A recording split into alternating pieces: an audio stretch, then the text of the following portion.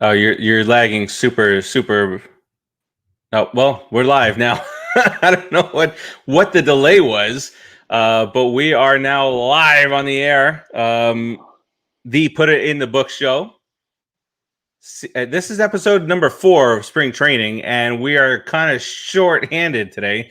It's going to be myself. I am Steve. I got Mr. Rodriguez right over here to my left. You're right, depending on which way you're watching. And I also have this brand new shirt just me that I'm loving.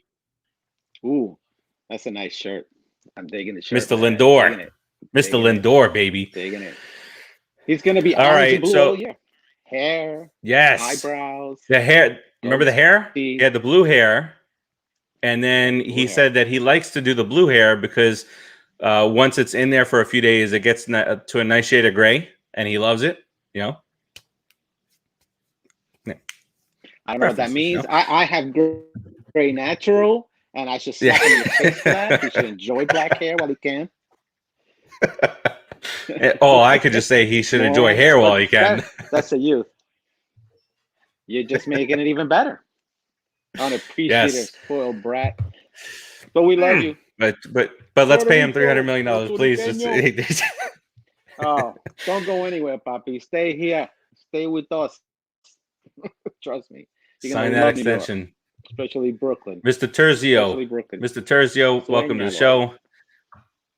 Yeah, so you notice there is no producer Joe today, which you wouldn't really notice because he's always behind the glass. There is no Keith today. Both of them got the day off. I don't know what happened. Rodriguez, did you approve both of these guys getting the day off today? I'm not sure what's going on.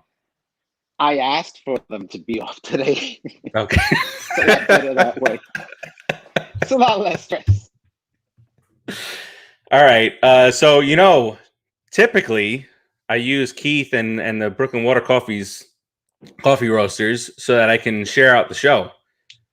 Mm-hmm. And it just so happens that today, for this edition, we still have Keith. So we're going to go ahead and I'm going to pass it over to, yes, Terzio. We're going to talk about Carlos Carrasco in just a few moments here. But we're going to get to Keith here. Boom. Look at him there. Let's get a little bit of Brooklyn Water coffee roasters action here going as I share out this baby. Here video? We go. Should I go to sleep? 17 minutes and 12 seconds. Oh my God. It's just long enough for me to share. All right, here we go.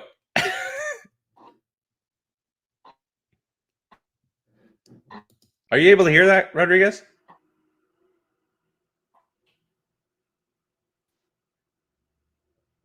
Did Rodriguez freeze completely?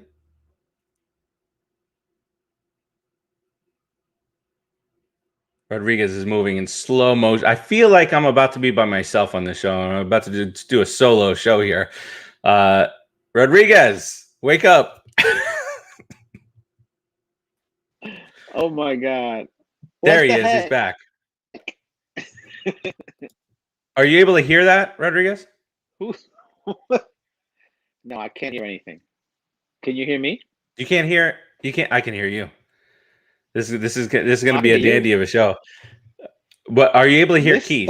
No sound on the video. Okay, no sound on the video. Thank you, Keith.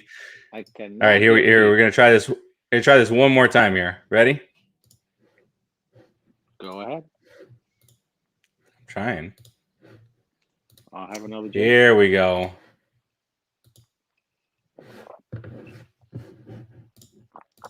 There we go. All right, Keith, talk to us about Brooklyn Water coffee roasters, please, so I can share this baby out. What is up, my fans? Me and Mickey Met are here to tell you a little secret, and that is BrooklynWaterCoffeeRoasters.com. From their roastery to your front door, only the finest beans are hand selected. That's right. They go in a field and they pick out one bean at a time. They hand select it for your pleasure, so that way at the end of every cup is a happy ending. Ooh. Of being awake. Don't be filthy. BrooklynWaterCoffeeRoasters.com, from their roastery to your front door. First, I'd like to tell you about one of my favorite lines that they have, which is the high energy line, or high caffeine line, or extra caffeinated line, however you want to word it. That means there's 50% more caffeine per cup That's right, 50% more. So it's like drinking a cup and a half in one sitting. That is the first one on that. It's flavored coffee is Cinnabuzz, one of my personal favorites. Then on there is also the jacked up cupcake, which is what we like to call our friend Rodriguez. But I have even better news. That news is there's a new option on the site that I just learned about. It's called Caffeines. And if you look up and you choose the caffeines under coffees, you can actually add 50% more caffeine to any flavor or non-flavor if that's your choice. Medium roast, light roast, dark roast. Also, dark roast, dark chocolate. You can make that 50% more caffeine.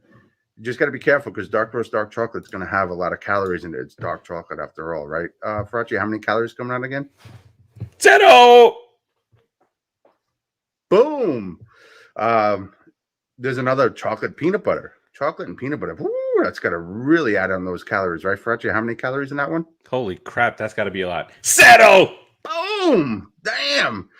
I mean, Brooklyn Water Coffee Roasters is amazing. Check them out at www.brooklynwatercoffeeroasters.com. There's another coffee on there that's really, I call it the family maker. It's morning wood. Every morning wood comes. What is going on? I've got a feeling there's a StreamYard issue today. You think? That's Just a what smidge? that's what I'm feeling. I'm feeling there's a StreamYard situation going on today. Good Lord. Come on, Keith. Wake up. Come on, Keith. Push it Have out. that caffeine. Come on. Get it Have a cup going. of coffee and push it out. You can do it. Pat, what's up, man? You're a big boy. Terzio, it. stay up all night with this coffee. Oh, listen, Terzio, this will keep you up all night long. That's what she wants. Sure. That's what she wants. That's what she said. Family makers, Keith. All right, this is the I think sometimes StreamYard does this a little bit, but you know, we're trying to what? Kind of let's move on with the show. Yeah, I think so. Keith, I'm sorry, but it's just not working out today. So let me get this out of here. Let me stop this bad boy. And listen, StreamYard, we need you to do better tonight for us because we got an important show to do here. But let me finish it up. All those different flavors, all those different coffees that Keith was talking about. If you want to do a buy two, get one free, head over to brooklynwatercoffeeroasters.com. Put the code in there, Pop Culture Pros, all caps. All caps. If you put one in lowercase, you got to pay full price for all three of them. You screw the whole thing up. Yeah. So go ahead and do that. BrooklynWaterCoffeeRoasters.com. I've not tried a flavor, and it's not just because they're one of our sponsors, but I've not tried a flavor that I haven't liked before. If you don't typically drink your coffee black, you might try some of these flavors just black and see how it is. A little bit healthier for you. Butch up. Just butch up. Drink it. 0 calories. The one thing about no producer Joe is I'm sharing. I got this. I got that. So we boom. There we go. All right. Let's get into this bad boy here. So spring training. We're right smack dab in the middle of it. We got 3 weeks left for opening day, which is just one of the most exciting thing. I mean, we were here last year too, but we're not jinxing anything. But it's one of the most exciting times of the year. Halfway through spring training, this is when you start seeing DeGrom a couple of times. Who pitched yesterday? Taijuan Walker pitched yesterday. He looked good. One area of concern is Carlos Carrasco. Rodriguez, I just saw this a couple hours ago. He's dealing with some elbow soreness. They're saying it's not that big of a deal. He kind of goes through this every spring training, and it's just something that he's just got to get through, and he'll get shut down for a few days. Not sure, obviously, at this point, whether or not that it impacts his opening day availability or, game 2 or game 3, however the rotation aligns. But have you seen anything, from watching any of these games so far, Rodriguez? Have you seen anything that concerns you? Anything that excites you? And just overall, how's spring training looking for you so far?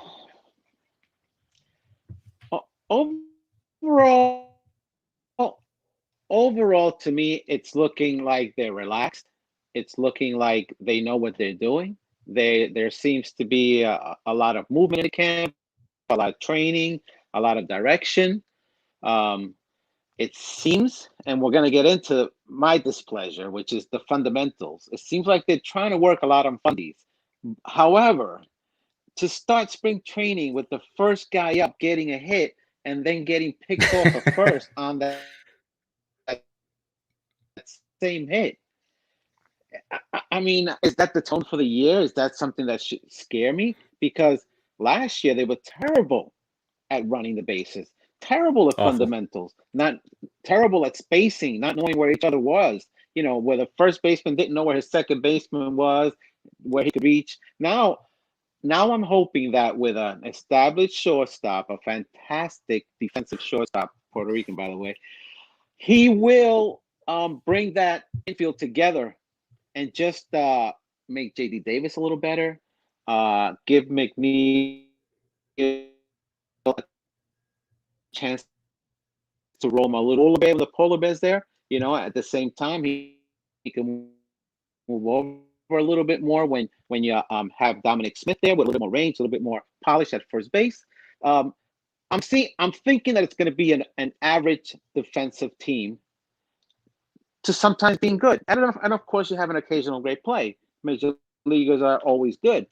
So that doesn't bother me as much as it did. The pitching, we have a lot of pitchers. I'm not worried right now at all about Carrasco taking a couple of days off because, remember, he did fight cancer. And if his body may not be 100% all the time, you got to go with that. But he's a pretty big guy and a fantastic pitcher. So we shouldn't be worried about anything at all. Right? And hitting wise, never worry about our hitting because we have studs on offense. We really have on this rock. Good. We're in the top 10 in seven out of the 10 categories. We have a guy in the top 10. It's pretty darn good. That's pretty good. We're a good team, man. I'm very happy. I just want the fundamental stress more. I want guys to be able to come in on a bunt, know where to go, know where to throw the ball, have their spacing correct. Be ready for the game, and that's a Luis Rojas thing. That's on him totally. Oh yeah, totally. Don't you agree? 100%. Completely. He's the leader. Yeah, and this is really going to be his first full season as manager. So this is his deal now. None of that shenanigans from last year where he got hired late because of the Beltran thing, and had to go into take over a little bit later in the game than you would have liked, and then you pause for months and months and months, and then you get a 60-game season. So for everybody who's judging him on last year, a little bit unfair. So this is now when we can start judging him. It's early on. You can't do that.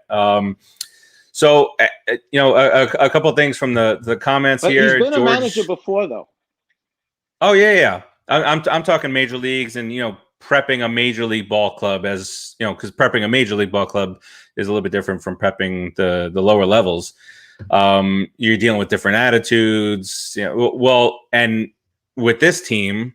As George brings up, and I was talking a little bit earlier to a couple of people, the World Series celebration today. So the guys are loose. The guys are loose out there, and they're trying. They're having fun out there. Relaxed. So hopefully that kind of translates into being a little bit more comfortable in the field, dealing with the fundamentals. Don't have too much pressure on you. Because you're playing with a group of guys that you love playing with. The chemistry on this team is absurd. It's one of the best I've ever seen. Yes. You don't see too many teams with guys that all get along. They have their own little shows. They have their own podcast. These guys, they have their own clique. They have the Cookie Club. Dominic Smith, J.D. Davis, all these guys, they just get along. I mean, it's a great way to really expect a team to be. I mean, you want your team to be like that. Yep. Is what I'm trying to say. You want your team to get along, have a laugh. With Saigram, pitched against Conforto, right? Did Conforto take him deep twice on his birthday? Yes. Get back in there. I want to try it one more time. You're not getting away with getting 2 home runs off of me. So, and their teammates. But I mean, God, he hit 2 home runs off of Saigram. Damn. That's pretty ready good. to kill. Conforto's ready to kill this year. How exciting is that? He hit 2 home runs of the best pitcher. I'm ready. I'm ready. In the league. I'm ready, Freddie. In the league. In all of baseball, number 1 pitcher, baby. All right, catching up on the comments here a little bit more. Frank Terzio, this is a rumor that kind of popped up yesterday. Maikel Franco, former Philadelphia Filthy, is out there, and there were talks about the Mets potentially. I don't know, at what point the interest is, but I would rather not. He was an okay guy coming up, but he didn't perform for the Phillies, and he's a Met killer, but I don't think that's enough of a reason to go and grab him. Let J.D. Davis get a shot over there, guys. Let him get a shot. Lou. Yeah, that's kind of what this is what we were talking about. Too many errors, bad base running. Over the course of, and as we talk a little bit more about fundamentals, just a bunch of errors just happened in a row. I know McNeil made 3 over the course of a couple of days over at third base, which I guess if you want to split hairs, that's his weakest position. Strongest second base. Left field is very good. Right field, he's been very good. And then they moved him back to second base. He's gonna. This is a team that is, that we talked about the chemistry and stuff, but this is a team that there's going to be different scenarios. Maybe one day Alonso is going to sit and Dom is going to come in from left field, play first base. Maybe J.D. Davis has to sit and McNeil has to play third base and VR plays second base. I'm just throwing stuff out there, but it's good that, in a pinch, these guys can play these right. Different positions. And McNeil is our emergency catcher. So that's the reason they got these Jack guys, of all right? trades. Why'd they get VR? Yeah.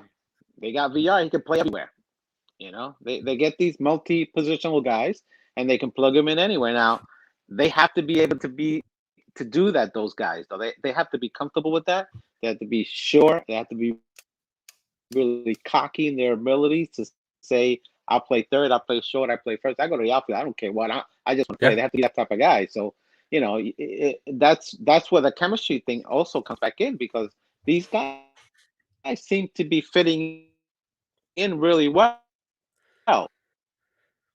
Lindor's fitting in well. He's playing cameraman. Did you see him yesterday? You see him there, Guillaume and Lindor talking, and when you see those 2 guys together, they're, however, like you were saying about Maikel Franco, bringing him in, I think he got bad in Philadelphia because he got fat. He gained weight. He got too comfortable, and next thing you know, he wasn't moving well. And he wasn't hitting well. So you got to have that hunger. That hunger is what drives you all the time. That's why he had too much hunger. 15 pounds when he came into camp. Yeah, I mean, I think he may have. All right. But his hunger is going to be, be on the bench. No. That's his hunger. He better play good third base, not Olay everything. Who are you talking about, Franco or J.D. Davis, man? J.D. Davis. Oh, yeah. That's what he did. He'll be fine. He'll be fine. Olay! Hey. All right. Timmy, what's up, man? Michael, Jets fan, is saying, are you guys Jets fans? We're not Jets fans. We actually have a New York Football Giant show on this network during the season. I am a Knicks fan. Knicks are doing their thing this year. Frank says, I'm a Knicks fan, for sure. Producer Joe's a Jets fan. but he's out this Yes, he week. is. Keep your eyes on Matt Allen, 19-year-old, hitting 97-mile-an-hour, nasty slider and curveball. Yeah, that he's going to be something. Pat, here's some insider information for our boy Keith when he returns. Keith pitched like Pete, Yeah. Harnish. Pete Harnish. Let's hope Remember so. him? Stick, we got. Yes. Keith pitched like Keith, like Pete Harnish.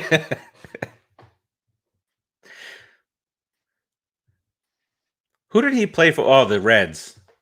He played for the Reds. Rodriguez, I think you're starting to lag a little bit. You want to hop out and come back in?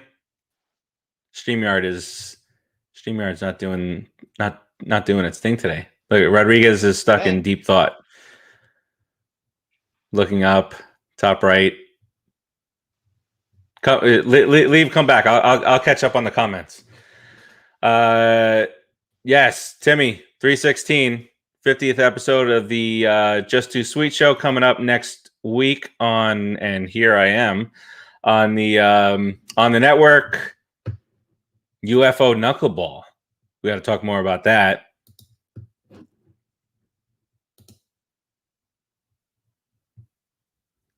George had the heater. So, wait. Are you guys saying George pitched like Dice K? Except for he had a better fastball. And Michael, you're saying that should the Mets go after Shane Green or Roberto Ozuna with Lugo out for a while? Look, we don't know how long Lugo is going to be out. All the projections, and we as Mets fans, we know about the projections, right? We always say, oh, he'll be out a couple of weeks, not going to be a big deal, and then all of a sudden, the guy's out for 3 or 4 months. So I don't know that they make the move right away, but as soon as they start hearing any type of shenanigans with Lugo and his rehab, then they'll have to make a decision. Osuna used to be a good pitcher, if I'm not mistaken, from Toronto, and you can never have too many pitchers. And actually, if Rodriguez pops back up in here, then we should sign him too, because you just don't have never have enough arms. Terzio, are the players getting vaccinated? I have not heard that they are making them excuse me, be vaccinated. I do know that they're going to be tested every few days. And if you guys have been watching and paying attention to the fans aspect of this, there are, all the announcements are starting to come out of how many fans are going to be allowed at each stadium. And so, it was announced today that at, the Rangers are going to allow full capacity, 42,000 people or so, starting on opening day. Hey, Rodriguez, we were talking vaccinations and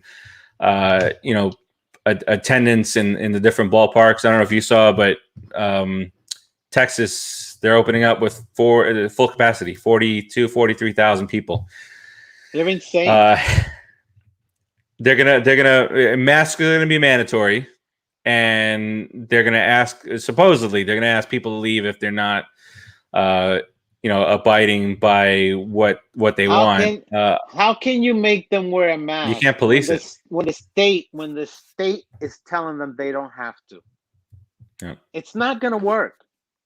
It's just not. They're just going to spread it more and kill more people. Yeah, I mean, most of the stadiums I think are doing it correctly. 10, 20, some places 25%. I know Colorado.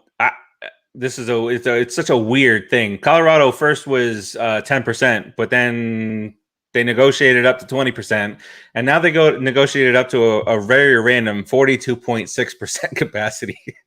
It's super weird. It's idiotic, some of it. Yeah, 10% across the board up until mid-June, when more people are vaccinated, and then you start opening up But there's some money hungry. They don't care. Incrementally. They don't care. Yeah, it's just about the cash, man. Make the money. Yeah, see, like me, I'd be comfortable going to a City Field game where there's 4,300 people in a stadium that holds 40,000. Yes, But definitely. you won't catch me at a Rangers game. I'm not going where there's 42,000 people. No way. And yeah, Georgia, Texas doesn't sell it anyway, so might not matter. Maybe, but I think circumstances are a little bit different right now. The people are itching to get places, and if they're comfortable with it, or if they're COVID deniers or what have you, they'll pack that place. I mean, Detroit has it only about 1,200 people. I mean, that's for me. That's Just the like way the to do it. Marlins. Just like the Marlins. Yeah. Well, that's standard. On a regular day, not on a pandemic. It's in a regular season. 1,200. You see what Terzio's saying? If I was a player, I would not get on the field with 42,000 people. It's yeah. Well, that because I mean, even the players, you're reaching into the stands. Sometimes and who knows? You might it's reach into the dangerous for the stands players. and yeah. Well, that's So, made. all right. That's the players' union. Should stop it. Should stop that game from happening. Then that's Yeah, how the it should- Rangers. That's Yeah. how it should work. Yep. Players' And union. then we had our first positive test today. It was Joey Votto from the Reds. He tested positive, so he goes on to injured reserve.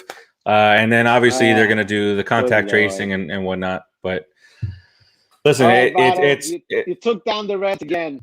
no Overpriced and aging, and now you're just killing them, huh? and an Taking attitude. their That money? guy's attitude. Come on, Votto. Come on. All right, so All right. let's get into. So what we were talking about before you left and returned. I was talking about some of the some of the stuff with McNeil making a few errors at third base and now moving back over to second where he's a little bit more comfortable. McNeil and Mr. Lindor. Ensuring that their timing is correct. They're staying on the field an hour later than everybody else. Getting the double play stuff down. So we've already seen, and you guys talked about it a couple weeks ago. I think we touched upon it a little bit last week. But Lindor's already come in here as a leader. I mean, he's kind of a Jose Reyes type personality, right? Always happy, always smiling. He took over the camera booth yesterday. He was the cameraman, Right. zooming onto the burn. So what's your take on Lindor early on? I mean, can't expect anything better, right? When the trade hit, we lost it, and I'm glad we did because we were right to lose it. This guy's fantastic in just about every aspect right now. First of all, he's a happy guy. He's an active guy. He's a fantastic player. Let's see how he deals with the New York press, because honestly, it's going to be a little bit harder than Cleveland. I would assume. So when the things are tough, let's see how he deals with the press. That's the only thing that we don't really know about him.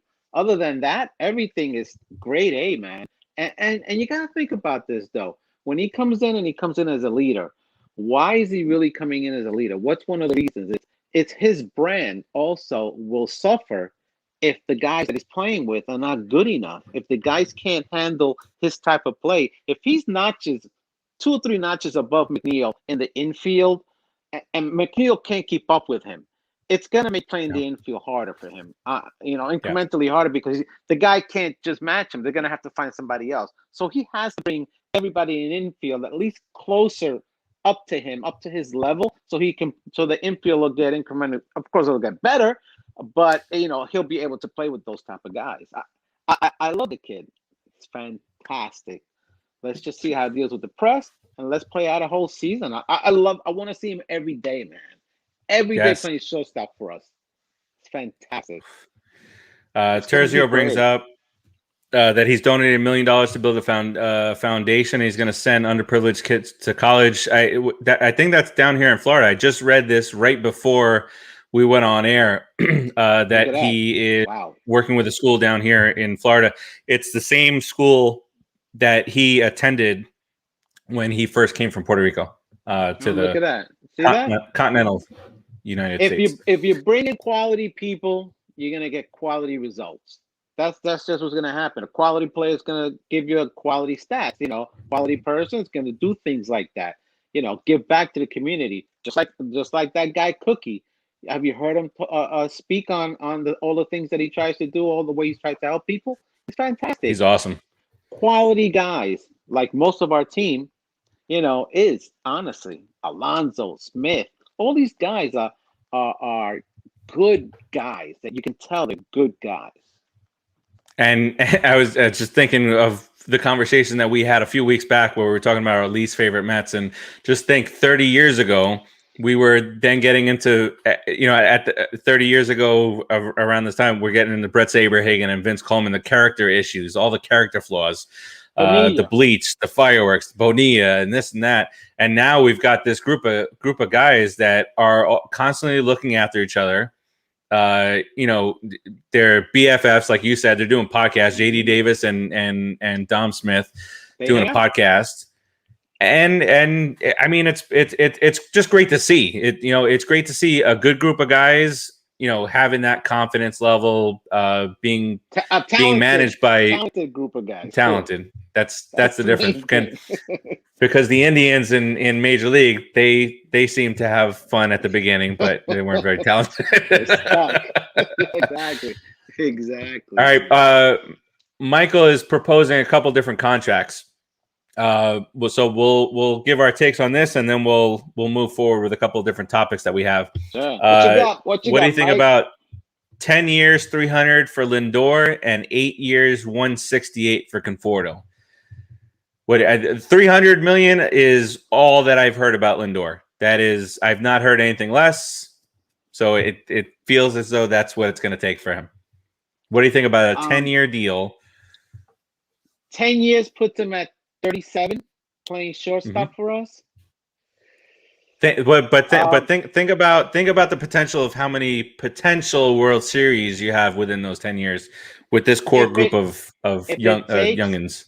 If it takes a 10-year contract to keep him and make him happy, yes.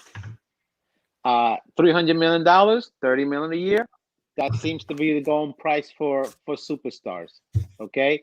8 for 168 for Conforto. It's a $21 million a year contract. I'm seeing there. To me, that's fair. That may not get him right now, considering he may end up at 25 a year, but $21 million, I think that's a very fair price for a guy for any ball player. Now this is what came to my mind while you were talking. What? That Terzio, that's the 25 a year, 8 years, 200. Okay, yeah. So that's what I was thinking. I was thinking 25 for Conforto, 30 for Lindor. It seems like a lot to me, but whatever. That's the market dictates, right? For our team, I'm not gonna fight it anymore. I'm just gonna. It's short. See, I fought it too. You know, I just couldn't take it anymore. But let's just say that. Yeah, that's fine. Those are two guys that, you know, are in their prime and will be in their prime for the next 5 years. So for half of their contract, they should be giving us really good numbers.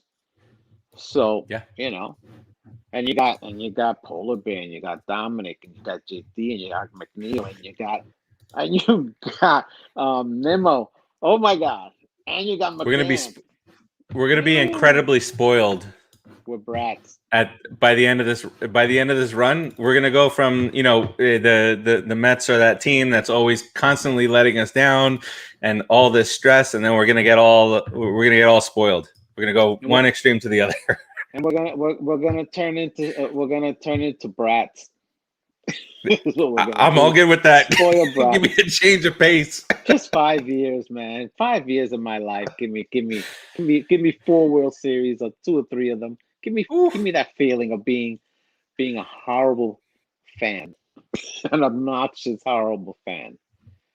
Do it. Let's do it.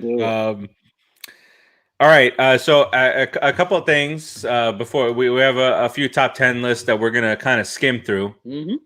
Excuse me. We talked about Carrasco. So here's an interesting topic of discussion. It feels like we're talking about this as we spoke about the Mets ownership situation week after week. But is the DH not dead yet? So Said that was it. Hear me out here, because I read a couple different things today, and then I read a quote from Louis Rojas today in it that so after the DH was dead for the National League, all these teams started saying, okay, well, I guess we need to have our pitchers eventually hit in these games. And so that was scheduled at least for the Mets. That was scheduled to happen starting Monday, this past Monday. Okay. And I don't know if they've heard some rumblings or whatnot, but that's all been pushed out to the middle of next week. So middle of next week. That's 2 days. Middle of no, it was supposed to happen this past Monday, 2 days ago Monday. Now it's the middle of next week. Oh, I see. So Rojas said something along the lines of, "We're still waiting to see what could happen." So I don't know if they're looking for a last ditch effort to say, "Look, we want the DH." Obviously we want it.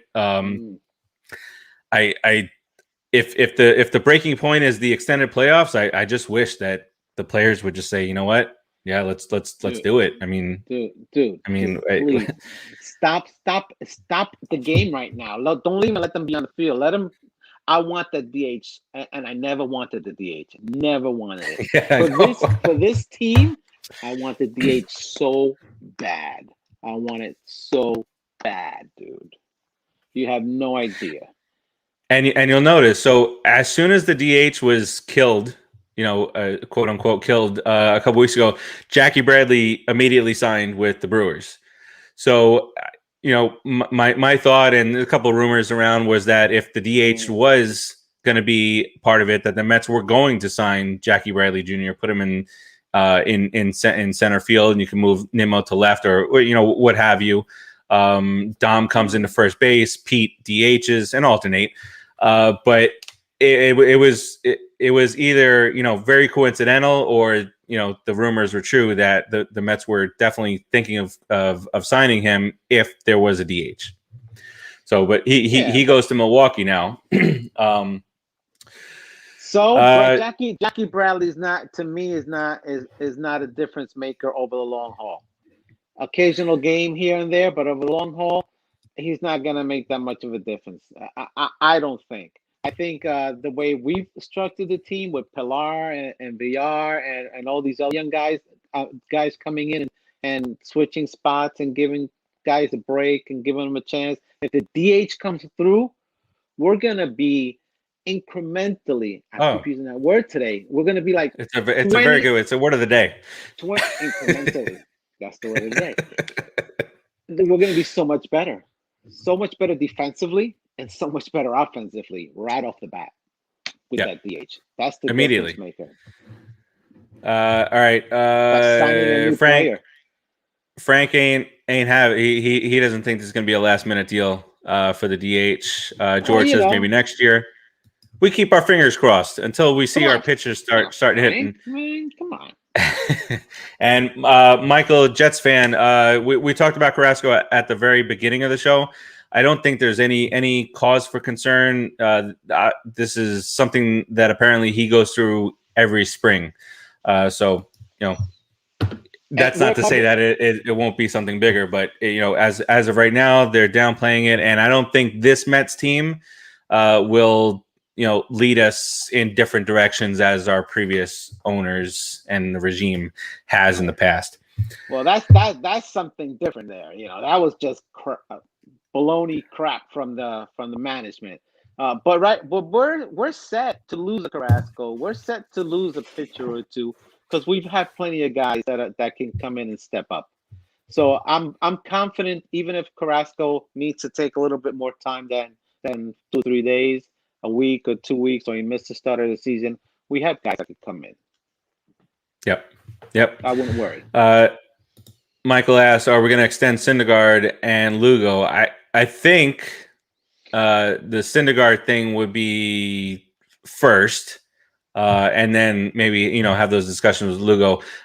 Lugo with the thing with his arm, I think you got to take it a little bit more carefully. I know Syndergaard's coming off the Tommy John, but when you look at the impact each player could have on this team, I think you start talking about a Syndergaard deal first. What do you think, Rodriguez?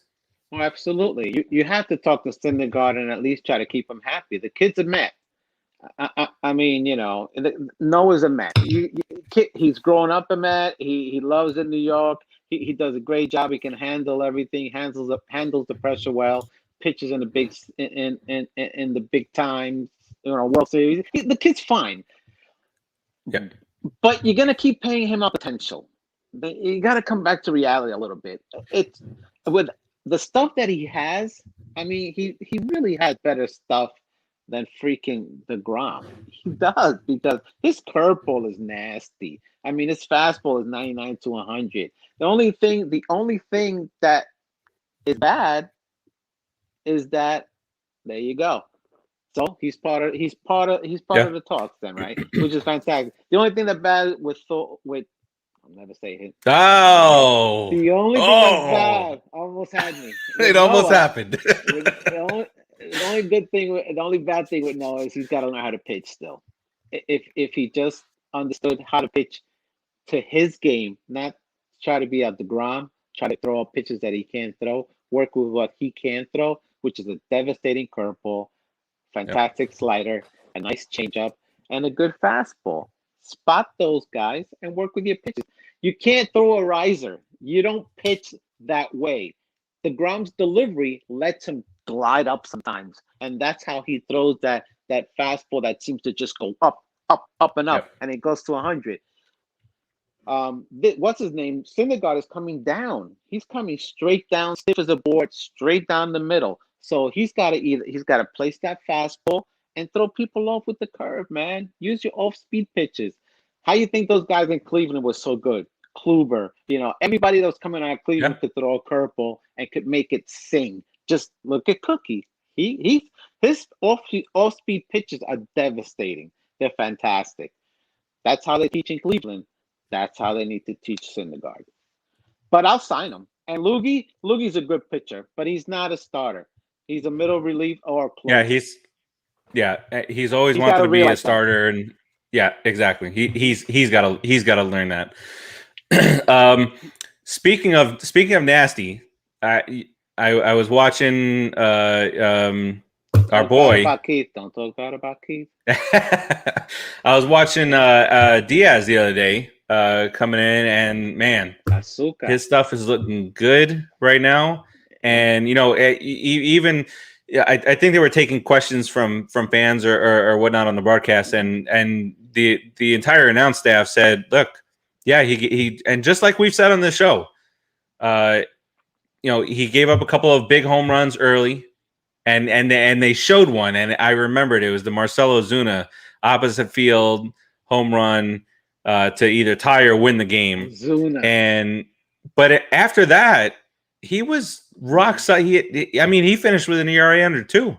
I mean, he was rock solid last year. I mean, he's attributing that to his walk-up theme song, which whatever makes you pitch better. I don't care what it is, just do it and shut him down. But his slider was on point the other day. His arm angle was on point. His release was on point. And and speaking of release, you saw the Stroman picture from last week where his release points for every pitch was in like this tiny little circle here. So I mean, you've seen them both. Are you happy so far? It's limited. Obviously, it's spring training. We're just looking to make sure that everybody's healthy and looking, at form. But those two guys are vital to this year's, success. So what are you thinking? Starter. I'm thinking your number 2, your number 3 starter, basically, which is Stroman. Okay, yep. He's coming back, and he's coming back strong. All right, he knows how to pitch. He pitches to location. He changes speeds. He deceives the hitters. his leg doesn't drop right away. He stays up a little bit, clicks it here, clicks it there. I mean, the kid works, the kid pitches. So the Yep. fact that he's on and you could see that he's been working on it, and all he does is talk about pitching and talk about his health and talk about his body. I mean, he's a very focused young man, and some people think he's just a jerk because he talks like that, or he's too cocky, or he's got this attitude. I'm like, yo, listen, you're a 5'8" pitcher in the major leagues. If you don't have the right to be cocky, nobody else in this world does, because you've done something. Okay, you're playing in the land of giants right now. Let's be honest. There's barely anybody under 6 feet in the major leagues anymore. Okay, and 5'8" is 4 inches less than 6 feet, right? I mean, that's pretty. He's short. a little guy. He's a little guy throwing 92 against these big monsters and competing and being called a quality 2 or 3 starter. Think about that. He's a fantastic guy to have on a team. I'm very pleased. Look how with well him, he did in and Toronto with those beast lineups he pitched that they in the had out there. American League. He pitched in the American League East. Okay, that should tell you that he's a good pitcher. It's really that simple, man. You have to have some common sense in you. And what's his name? Asuka? What did I preach all last year? And the year before that he was doing. He was hopping every time he delivered. Oh yeah, he ain't hopping no more. Okay, he's steady Eddie. And his slider would come in like this. A little bit. Float. And now Float. now there's a bite. Oof. Now there's a bite to it, okay? And he still throws 97, 98. You throw 97, 98, your freaking slider has a bite to it. If you throw an all-speed pitch, the guy's gonna have a heart attack right there at the batter's box. He's not gonna know what to do. I mean, it's fantastic. And the music, pump it up even higher. That will make him happy when he comes in. Pump it up, and everybody should start chanting and jumping and whatever it is the guy wants. Pump him up. Yeah, he wanted a change from Seattle. I mean, with the music. If anybody who has ever played sports, there's a routine. Stick with the routine. If Mariano Rivera would have been traded from the Yankees for whatever reason, he would have kept the Sandman. He would have kept the walk-up music. He had to. Bro, listen, I haven't touched a baseball line in 30 years. I always hop over that line. And I never cross in front of a pitcher. I never cross in front of a pitcher. To me, that's a no. You cross behind. You never cross over that mound if you're just one of the other guys. So I would do the same around the home plate umpire. Yeah. You do those are certain things that you do and you don't. And baseball players are so superstitious. I would not change anything, man. I've used the glove for 20 years and the thing looks like it's gonna die, but it's my glove. Constant tying it back up. Keep it. So I mean, just think about Nomar Garciaparra fixing his gloves 15, 20 times. What was that? That was insane. Hey, that was did his thing, man. That was a little bit insane, though. But when you're batting 187, stop it then, because it doesn't matter. Yeah. At the end of your career, it was like 220. All right, just get up to the plate and hit, dude. Come on, it's not helping you. All right. We talked about this a couple weeks ago. We're not looking at stats and whatnot for the most part. For guys like Kevin Pillar, some of the stats are going to be important, right? Because you're trying to make the team as a backup or whatnot. And Pillar is off to a fantastic start. Double and a triple. He's on the team though, making the plays, and he's there are certain guys that you just don't know what to expect. And the other day you had Pillar in center because they want to see how much center field he's got left in him. And then Almora was playing right field, which, during the season, you'll probably see Almora in center field as exactly. Yeah. And then we'll see as far as the DH, and we got a last minute DH miracle. All right, let's get into Karachi. Yeah. Pillar was hit a ball straight at him, and he misjudged that one. We went back, and it hit off his glove. That was, That's it. I mean, that to me is like, how are we gonna put you in center field? That kind of hurt me a little bit the other day, but I was like, oh well, let's see what Yeah. happens. These errors are bad. And this is a guy who used to make highlight reel plays in center field. So he can't do it anymore. He pop in the left field when Dom comes in to play first, or if they're DH miracle, then you put him in left field and you bring Dom in at first, Pete DH, Nimmo in center. You get Almora in there, and Rojas is gonna figure it out. And one of the topics that you brought up, Rojas versus a Terry Collins. I always feel bad talking about Terry Collins at the beginning. Actually, for the most part of his managerial career with the Mets, is that he was trying to plug guys in every which way, and just trying to squeeze the last ounce of talent out of them. He went a little bit too far with Tejada, I think, at shortstop. Tejada. But Rojas is coming in as a brand new manager, and if it had been Beltran, it would have been Beltran. Coming in with this load of talent that Terry Collins did not have when he took over. And so, as a ball player, Rodriguez, would you rather play for a guy like Rojas, or would you rather play for a guy like Collins? I mean, Collins in the end, he survived. Right? He survived the lack of talent. And then eventually, when we had some of the talent coming up, got us to a World Series in 2015 and provided us with one of the best argument videos ever with an umpire, best. him and Syndergaard, the best. But as a ball player, what type of a manager would you rather play for? As a ball player, well, if I'm a superstar, which maybe, then it doesn't matter what manager I play for. But then I would prefer to play for Terry Collins, because at the end of the day, he knows baseball. He's been around baseball for 50 years. I know, and it's not a slight against Luis Rojas. It's not a slight at all. But I would prefer an older guy. And if I'm on a veteran team, I want an older guy that knows how to play the veterans. And it's gonna take that team, those 8 guys, throw them out there every game. Give them a break every once in a while. But those are your main guys. Those are the horses you're going with. And if they're veteran players, you want a veteran manager.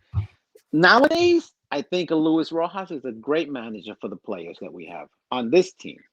He knows most of them because they all grew up around him, underneath him. He saw them in the minor leagues, and he's a younger guy with a lot of energy and a lot of new ideas. And the game is changing, and the game needs to move along a little bit. So, you're gonna have different rules this year. The run on second base, garbage. The 7-inning doubleheader, garbage. No DH, and no DH. But you're gonna have those type of dumb rules, and the game is played now where you plug guys in all the time.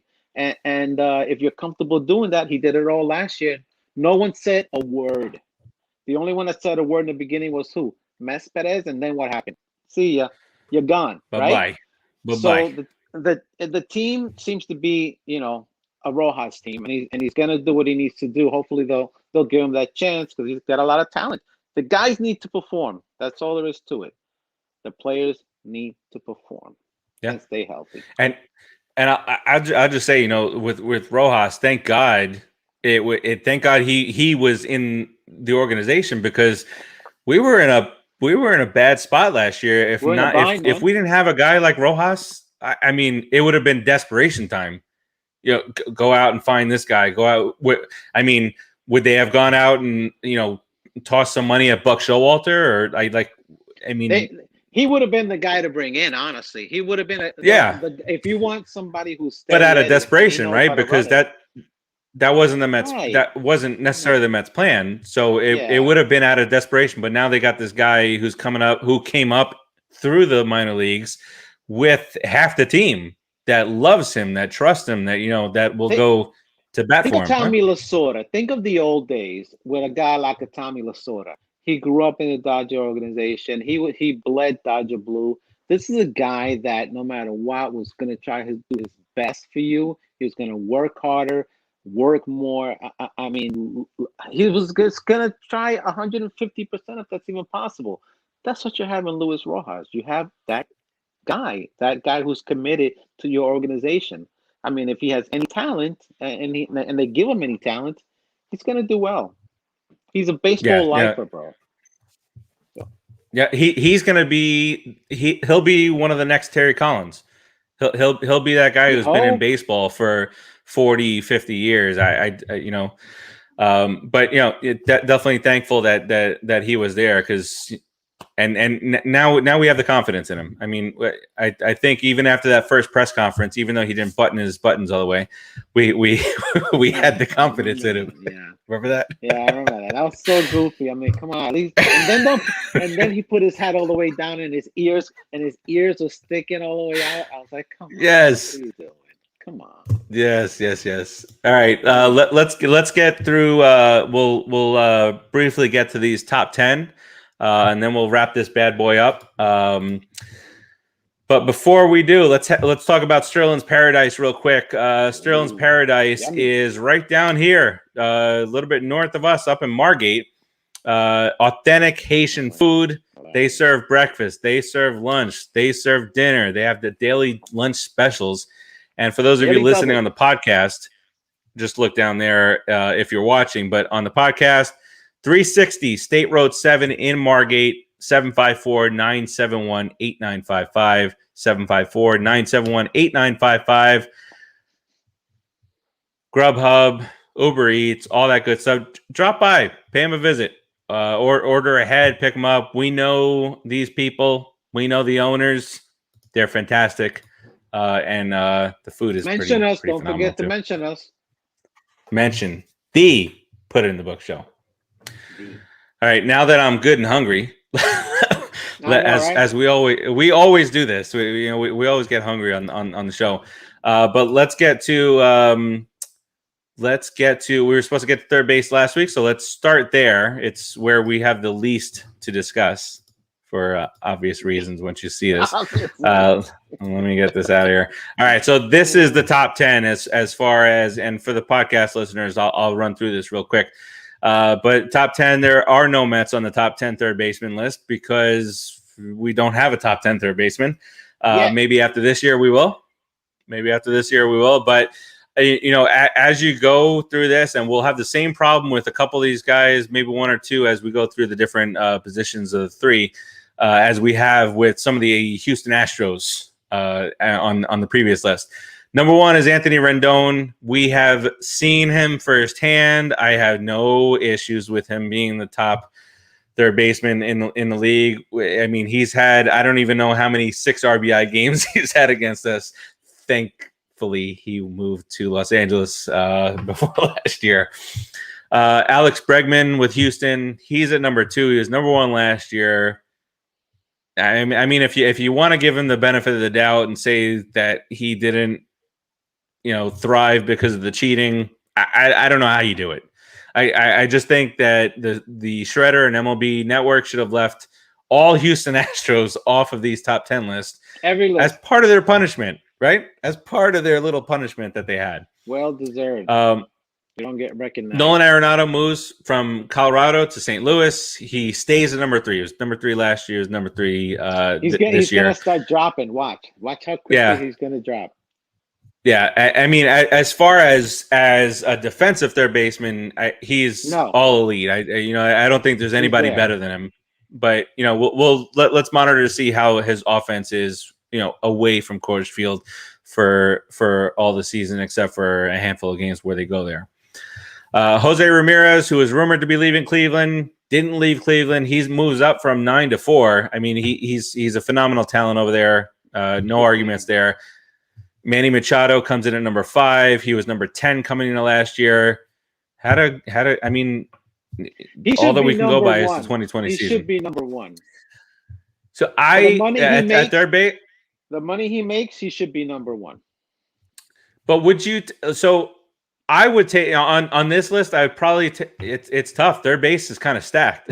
Now that I'm looking at it, I take Arenado over any of them. Yeah, I think Arenado. The only thing that I would think about is maybe Rendon still at number one because he's had the offensive numbers completely away from Coors Field. Yeah, but So he's maybe not defensively is a big thing for me. no. Yeah, A defender's more important to me personally as a manager than a guy, and they're equitable as far as offense goes. They're fairly close, so I yeah, would definitely take Arenado. yeah. So And I and hate Terzio is Rendon. agreeing with you. I hate him. And you hate what? I hate Rendon. Oh, Rendon. I hate Rendon. Oh, for sure. But I respect him. All right. So let's go. Let's go through the rest of the list. Justin Turner, who just re-signed. I mean, at his age, I don't know. I don't see him as a better third baseman, certainly than Matt Chapman. And I don't even know if it's better than Josh Donaldson. Chapman is a Donaldson made a nice comeback, so he's yes. he's He had a couple of years of injury Yeah. with Toronto, and then he went to St. Louis and then Atlanta, and then Minnesota last year. He did well there, and he's really good defensively too. Donaldson, yes, I like him defensively. And remember, Chapman was the only guy I was willing to say, all right, let's trade JD Davis and whatever else for. And he's seventh. Jesus. Yeah. Oh, yeah. Wow. Urshela from the Yankees. He was not ranked last year. I didn't watch enough of him last year I don't know how you go from not ranked to in the top 10 in a shortened season. And then Suarez from Cincinnati, who we were rumored to potentially be involved with at some point, which, at this point, I'm happy. That would have been sweet, though. No, I mean, no, dude. Well, depending on what we would have had to give up for him, if it was major league talent, then you gotta kind of think through that. But Suarez is great. He's a great third baseman. He's got the pop, and looks like he'll be stuck in Cincinnati at least till the trade deadline. But I don't have any issues with no Mets being on this list. It's just not there. Hopefully next year somebody takes the step and steps forward. We'll know by the All-Star break if JD can handle it. We'll know by then. Yes. All right, let's get to shortstop here. JD. You got till the All-Star break, you son of a gun. You son of a bitch. All right, shortstops. I already have a problem here. What? I got a problem. What? Oh, I got a problem. Huge problem already. Huge. I got a huge problem here. Okay, so Okay, Trevor Story at number one. Playing. Where does he play? Where does he play? Dude, how could you put that guy at number one? He is. I mean, if you're going to judge a Colorado Rocky for playing in Colorado, I judge him way more than I judge Arenado. Like I think Arenado can do it other places, not as easily or not as much as in Colorado. But Trevor Story, I think he falls back quite a bit if you take him out of Colorado. Trevor Story, you could put him in the top 5 and be fair because he's a talented player. But number one over Lindor, who's been the best shortstop for the last 5 years running. Number one? Are you kidding me? I mean, Lindor played in Cleveland. He's played 6 seasons. 3 of the seasons, he's had 30 home runs or more. He plays Gold Glove shortstop. He's fantastic. I don't want to sound too much of a homer, but I might put super early in his career, but I mean, Tatis is going to be phenomenal, but I don't know that he deserves a number one spot yet. I personally, even if the Mets had not acquired Lindor, I probably would have Lindor at number one. Shortstop. No, you have to be fair. Lindor, like you said, is a 30 home run shortstop who plays great defense, and he's done it consistently over the last few years. Just on that, he has speed. I mean, he has everything. So he's the number one shortstop in the league. Everyone else, they can fight for it because you can make a case for a lot of those guys being number two. Tatis, you could make Story number two. You could make Corey Seager number two. You could Javi Baez number 2 on any given at any given time in any given year. Tim Anderson from the White Sox has been a fantastic shortstop who's gone under the radar. Yes.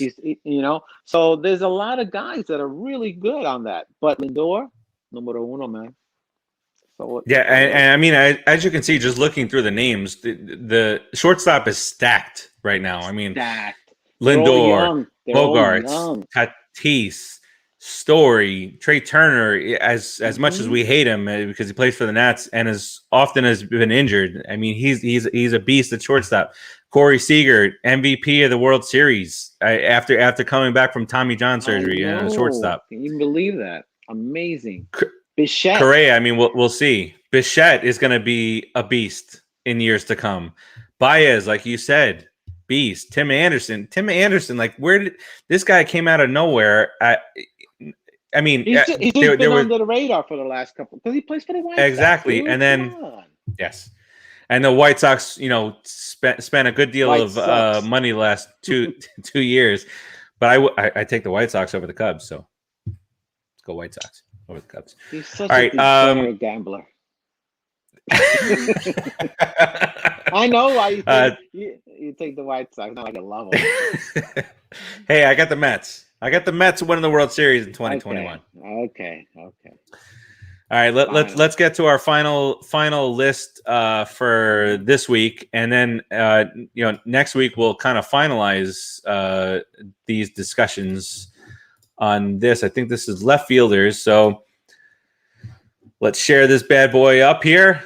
Left fielders, without a doubt, number 1, absolutely, 100%. I agree with Christian Yelich.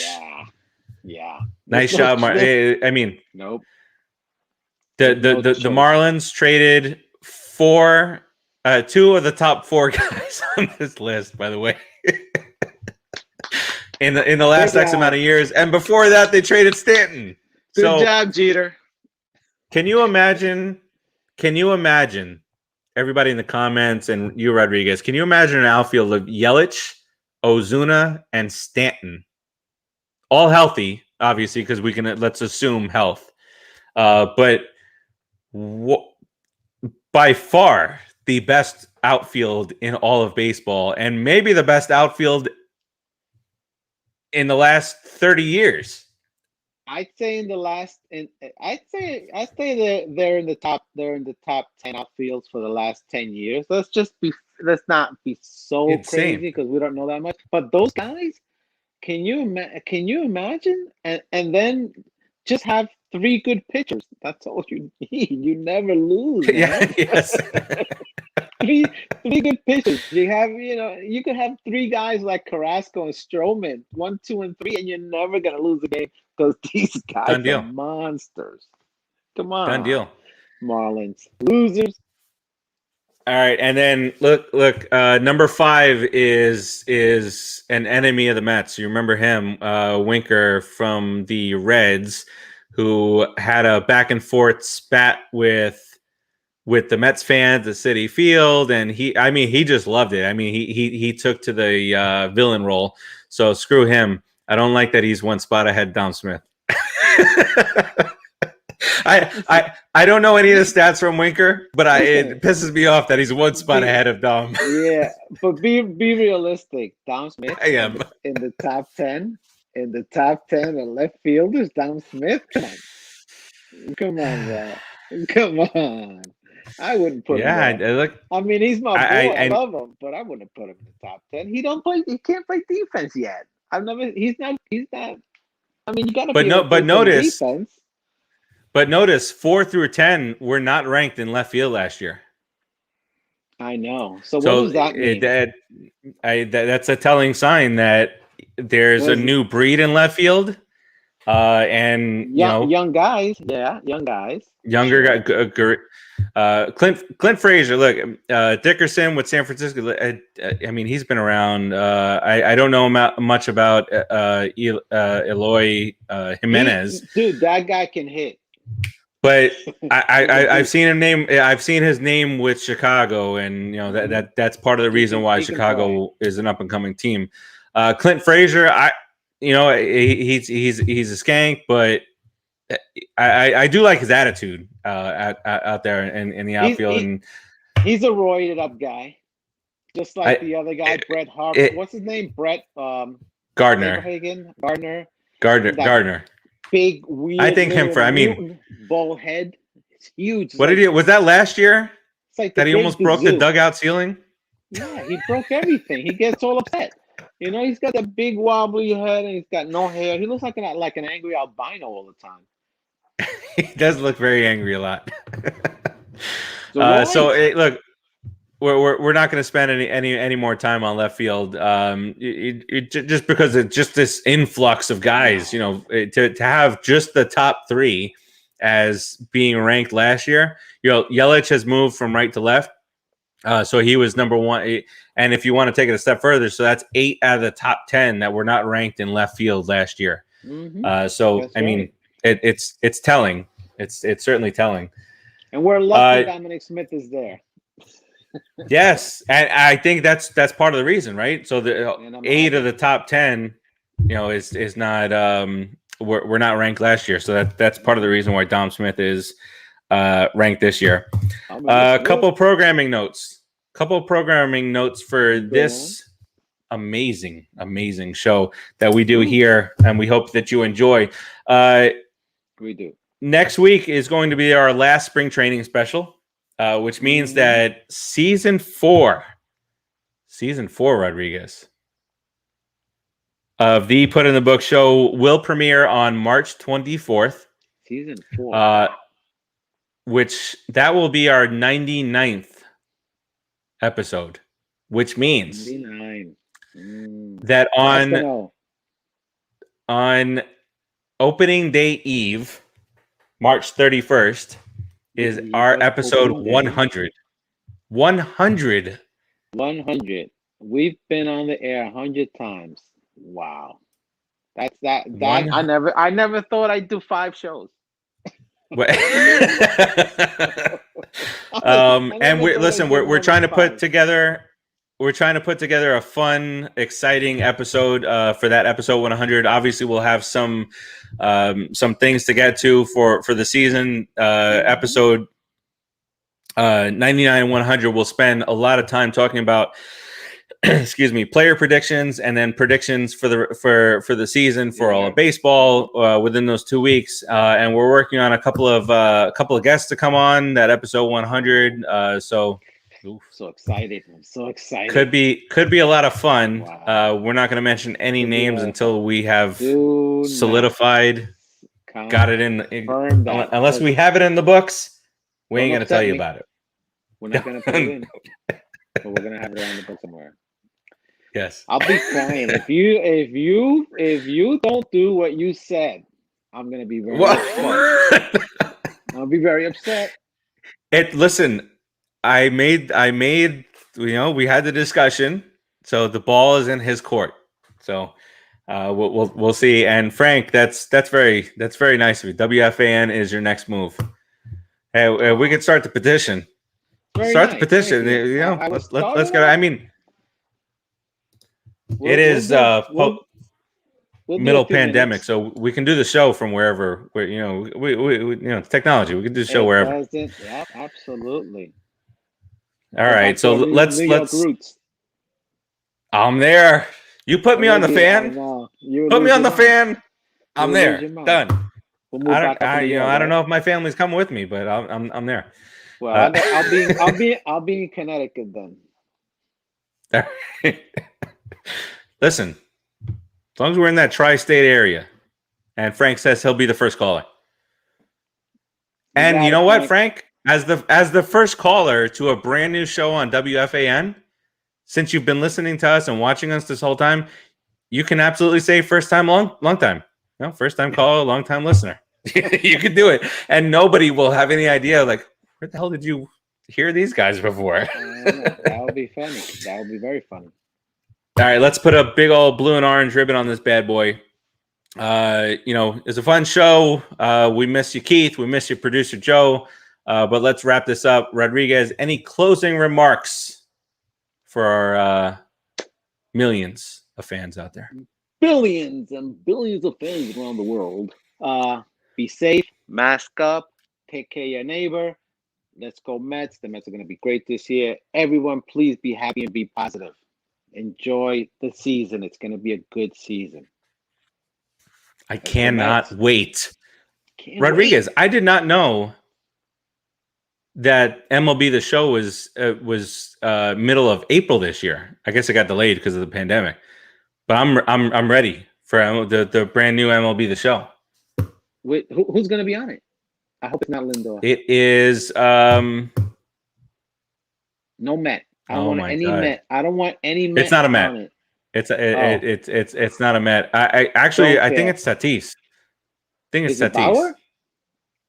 Bauer? It should be Bauer. Put him on there. He's gonna go 4-12. or worse, 19-2. I don't know how that number came into my head. It's a horrible number. I can't believe I said That's it. terrible. That's the worst thing I've ever heard in my life. Good God. All right, let's get out of here before that sticks somewhere.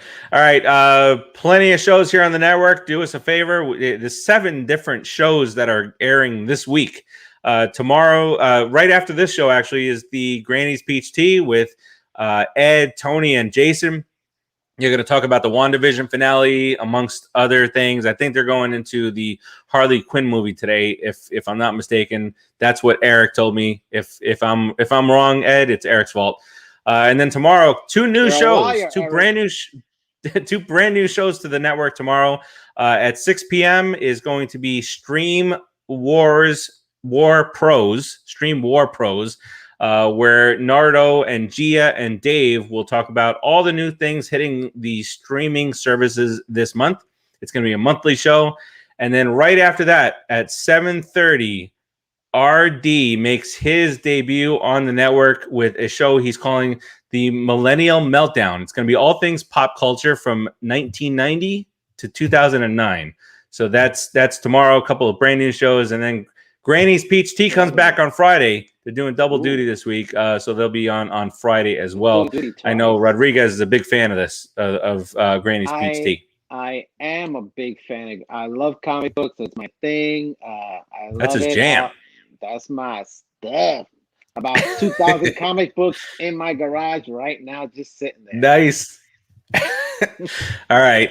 So all that goodness is, as they call it. I'm not saying anything about it. Geeky goodness, which is exactly what it is. Yeah, all right. That'll do it for us. We will talk to you next week for the final spring training episode, as I said earlier, and then we hit season 4 the following week. So we appreciate you watching. I'm so ready. And I'm ready. 3 weeks, baby. 3 weeks. So opening day. Here we go. Peace out, everybody.